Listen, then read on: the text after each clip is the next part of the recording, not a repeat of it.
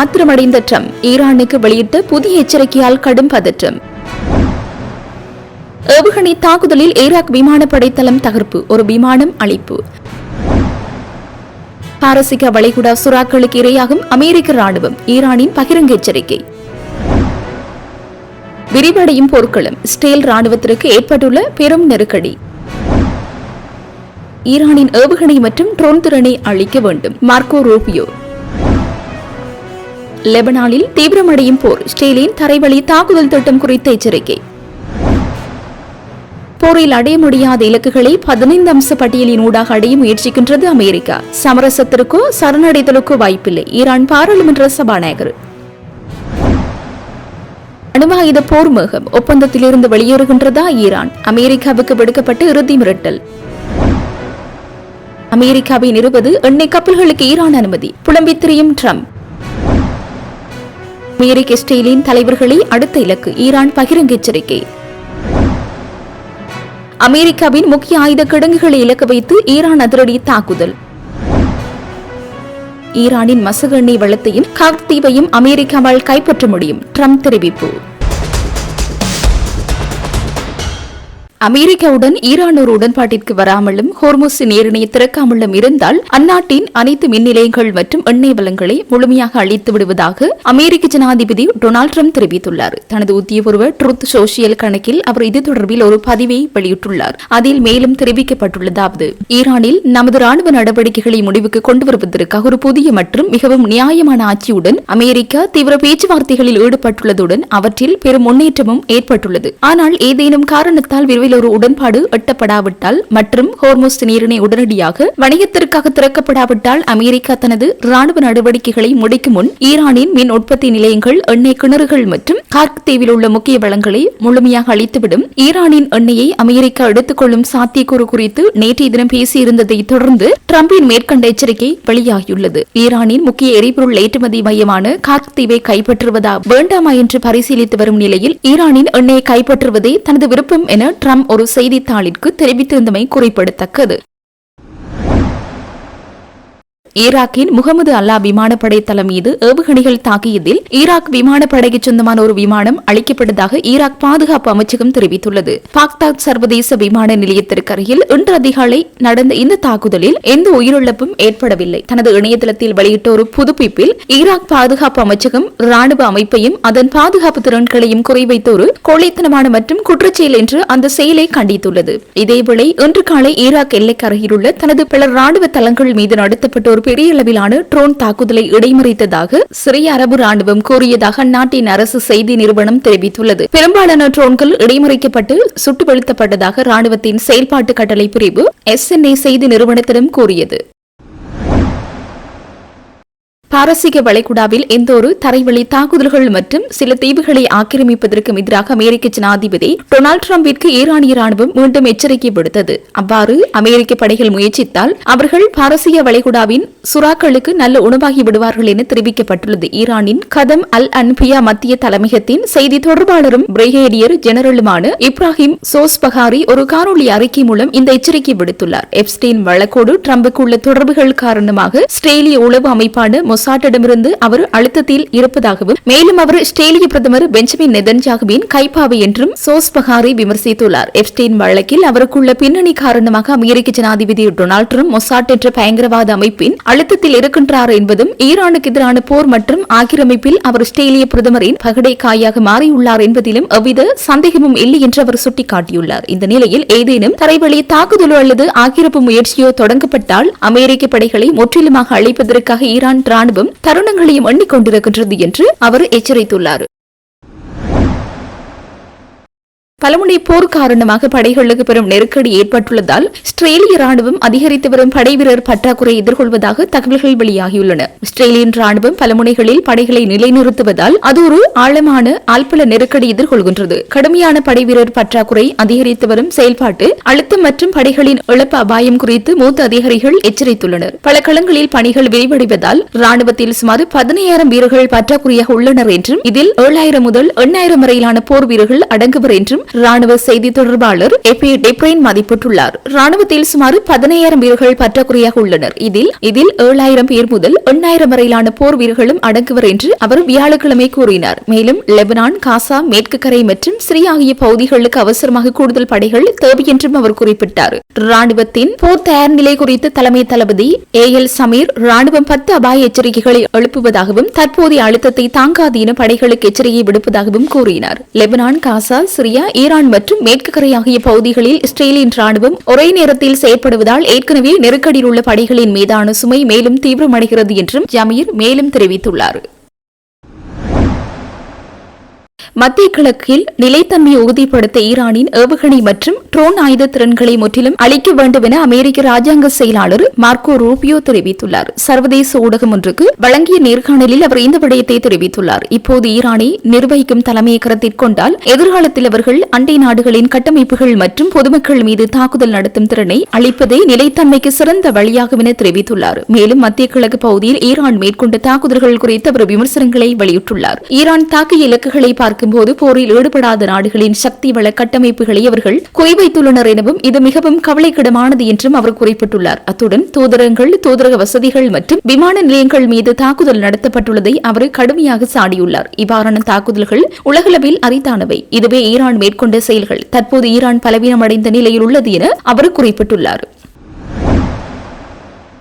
Israel Iran போர் தீவிரமடைந்து வரும் நிலையில் லெபனான் இந்த மோதலின் ஒரு முக்கிய முனையாக மாறக்கூடும் என பாதுகாப்பு விவகாரங்களுக்கான ஆய்வாளர் அலி ரிஸ்க் எச்சரித்துள்ளார். இஸ்ரேலிய பிரதமர் பெஞ்சமின் நெதன்யாகு தனது அரசியல் செல்வாக்கை நிலைநிறுத்திக் கொள்ளவும் 2024 ஆண்டு ஹிஸ்புல்லாவிற்கு எதிராக பெற்ற வெற்றியை தக்க வைக்கவும் எத்தகைய எல்லைக்கும் செல்ல தயாராக இருப்பதாக அவர் குறிப்பிட்டுள்ளார். இதன் ஒரு பகுதியாக லெபனானுக்குள் இஸ்ரேல் ஒரு மிகப்பெரிய அளவிலான தரைவழி தாக்குதலை முன்னெடுப்பதற்கான சாத்தியக்கூறுகள் அதிகம் உள்ளதாகவும் அவர் தெரிவித்துள்ளார். இந்த விவகாரத்தில் அமெரிக்காவின் நிலைப்பாடு குறித்து பேசிய அலிரிஸ், லெபனான் மீதான இஸ்ரேலின் இந்த ஆக்கிரமிப்பு நடவடிக்கைகளை அமெரிக்கா எதிர்க்காமல் மௌனம் காப்பது அல்லது அதற்கு உடந்தையாக இருப்பது துரதிருஷ்டவசமானது என்று கூறினார். எதிர்வரும் வாரங்கள் லெபனானுக்கு மிகவும் சவாலானதாக இருக்கும் என்றும் நாட்டின் உள்நாட்டு அரசியல் பிரிவினைகள் மற்றும் அதிகரித்து வரும் வாத பிரதிவாதங்கள் நிலைமையை மேலும் சிக்கலாக்கும் என்றும் அவர் எச்சரித்தார். குறிப்பாக லெபனானின் ஷியா சமூகத்தினர் இந்த தாக்குதல்களால் மேலும் அந்நியப்படுத்தப்படுவதற்கான வாய்ப்புகள் உள்ளதாகவும் இது அந்த பிராந்தியத்தில் மிகவும் பயங்கரமான மற்றும் மோசமான விளைவுகளை ஏற்படுத்தும் என்றும் அவர் தனது ஆய்வில் சுட்டிக்காட்டியுள்ளார்.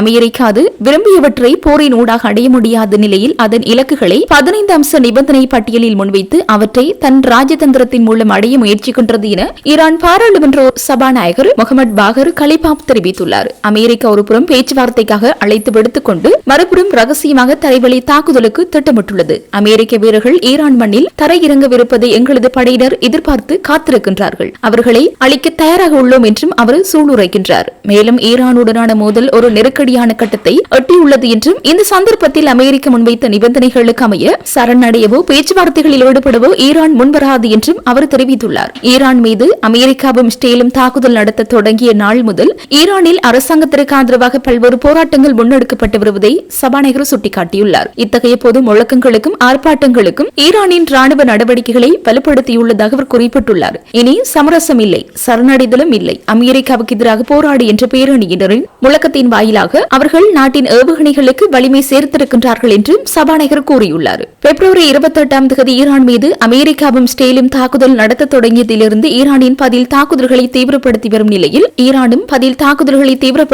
நிலையில் அமெரிக்கா ஈரானுடனான பேச்சுவார்த்தைகள் குறித்த பல்வேறு அறிவிப்புகளை வெளியிட்டு வருகின்றது. 15 அம்ச நிபந்தனைகளை பட்டியலிட்டு அமெரிக்கா அமைதி ஒப்பந்தத்தை முன்வைத்தது. அதற்காக 10 நாட்கள் தற்காலிக போர் நிறுத்தம் என அறிவித்தது. அதேவேளை இரு தரப்புக்கும் இடையே தாக்குதல் நடவடிக்கைகள் தொடர்ந்த வண்ணமே உள்ளன. பேச்சுவார்த்தைக்கு வருமாறு ஈரானுக்கு அமெரிக்க ஜனாதிபதி டொனால்டு டிரம்ப் அழைப்பு விடுத்து வரும் அதே சந்தர்ப்பத்தில் மேற்காசியாவில் அமெரிக்க படையினர் குவிக்கப்பட்டு வருகின்றனர். இத்தகைய பதற்றமான சூழ்நிலையில் அமெரிக்கா ஈரான் மீது தரைவழி தாக்குதல் நடத்த திட்டமிடப்பட்டிருக்கிறது என்ற தகவல் பெரும் பரபரப்பையும் அச்சத்தையும் ஏற்படுத்தியுள்ளதாக தெரிவிக்கப்படுகின்றது. அமெரிக்காவின் இந்த திட்டத்தையும் ராணுவ நடவடிக்கையும் எதிர்கொள்ள தயாராக இருப்பதாகவும் எதற்கும் அடிபணிய போவதில்லை என்றும் ஈரான் பதிலளித்துள்ளது.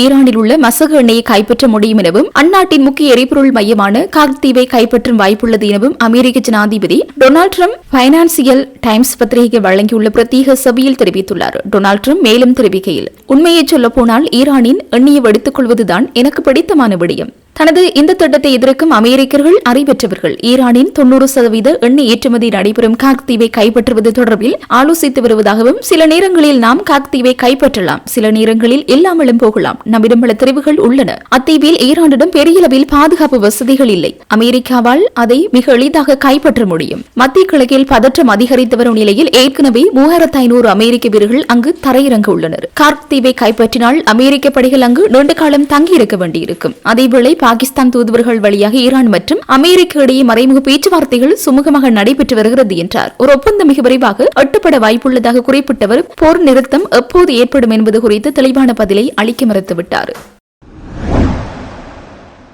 பாதுகாப்பு தராத ஒப்பந்தம் எங்களுக்கு எதிர்க்கு 30 நாட்களாக தொடரும் இந்த உக்கிரமான போரில் இன்று ஈரான் எடுத்துள்ள அந்த நியூக்ளியர் அதிரடி முடிவு ஒட்டுமொத்த உலக நாடுகளையும் நடுக்கத்தில் ஆழ்த்தியுள்ளது. 1970 ஆண்டு முதல் ஈரான் அங்கம் வகிக்கும் அணுவாயுத பரவல் தடை ஒப்பந்தத்திலிருந்து வெளியேறுவது குறித்து ஈரானிய நாடாளுமன்றம் தீவிரமாக ஆலோசித்து வருகின்றது. இதிலிருந்து ஈரான் வெளியேறினால் இனி எவ்வித கட்டுப்பாடுமின்றி அணுவாயுதங்களை தயாரிக்க முடியும். ஒப்பந்தத்தின்படி எங்களுக்கு வழங்கப்பட வேண்டிய சிவிலியன் அணுசக்தி உரிமைகளை வழங்காமல் மாறாக எங்கள் மீது ஆக்கிரமிப்பு நடத்தினால் அந்த ஒப்பந்தத்தில் நீடிப்பதில் என்ன பயன் என பாகை இன்று தொலைக்காட்சியில் அதிரடியாக கேள்வி எழுப்பியுள்ளார். ஈரான் தனது அணுசக்தி செறிவூட்டலை முற்றுமுழுதாக கைவிட்டால் மட்டுமே போரை நிறுத்துவோம் என ட்ரம்ப் நிபந்தனை விதித்துள்ளார். ஆனால் இது ஈரானின் அடிப்படை உரிமையை பறைக்கும் செயல் என ஈரான் இதை தள்ளுபடி செய்துள்ளது. தற்போதைக்கு நாங்கள் ஒப்பந்தத்தில் நீடிக்கின்றோம். ஆனால் மக்களின் கேள்வி நியாயமானது. அடிப்படையாக ஈரான் அணு ஆயுதத்தை ஒருபோதும் நாடவில்லை என பாகை கூறினாலும் ஒப்பந்தத்திலிருந்து வெளியேறினால் நிலைமை தலைகீழாக மாறும்.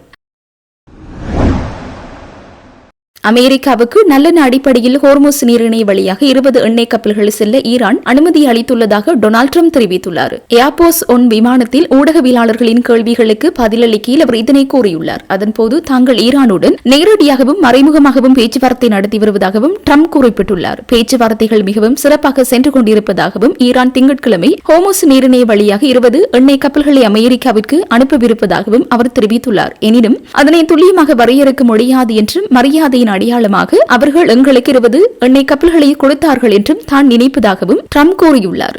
அதன்படி மிகப்பெரிய எண்ணெய் கப்பல்கள் நாளை காலை முதல் ஹோர்முஸ் நீரிணை வழியாக செல்லும் என அவர் தொடர்ந்தும் தெரிவித்துள்ளார். இதேவேளை அமெரிக்கா ஈரானுடன் ஒரு ஒப்பந்தம் செய்து கொள்ளும் என்பதில் மிகவும் உறுதியாக இருப்பதாகவும், ஆனால் அது நடக்காமல் போகலாம் என்றும் டொனால்ட் ட்ரம்ப் மேலும் குறிப்பிட்டுள்ளார். இவ்வாறானதொரு பின்னணியில் ட்ரம்பின் இந்த கருத்துக்கள் தொடர்பில் ஈரான் அதிகாரிகள் தரப்பில் இதுவரை எதுவித பதில்களோ அறிக்கைகளோ வெளியாகவில்லை என்பதும் குறிப்பிடத்தக்கது.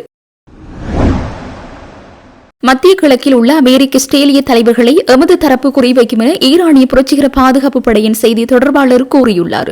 இது அமெரிக்கா மற்றும் இஸ்ரேலுக்கு ஒரு திகிலூட்டும் எச்சரிக்கை என ஈரான் தரப்பை மேற்கோள் காட்டி செய்தி வெளியிடப்பட்டுள்ளது. இது தொடர்பில் கருத்து வெளியிட்டுள்ள அவர், அமெரிக்கா மற்றும் இஸ்ரேலிய தலைவர்களை ஈரானிய ஆட்சி குறிவைக்கும் பதிலடி நடவடிக்கையாக இப்பகுதியில் உள்ள அமெரிக்க மற்றும் சியோனிய ஆட்சி தளபதிகள் மற்றும் அரசியல் அதிகாரிகளின் இல்லங்களையும் ஆக்கிரமிக்கப்பட்ட பகுதிகளையும் குறிவைக்கும் என கூறியுள்ளார். இது ஒரு மாதத்தை கடந்து மத்திய கிழக்கிலும் உலகிலும் குழப்பத்தை ஏற்படுத்தியுள்ள ஈரான் மீதான அமெரிக்க போருக்கு பதிலடியாகும் என்றும் அவர் கூறியுள்ளார்.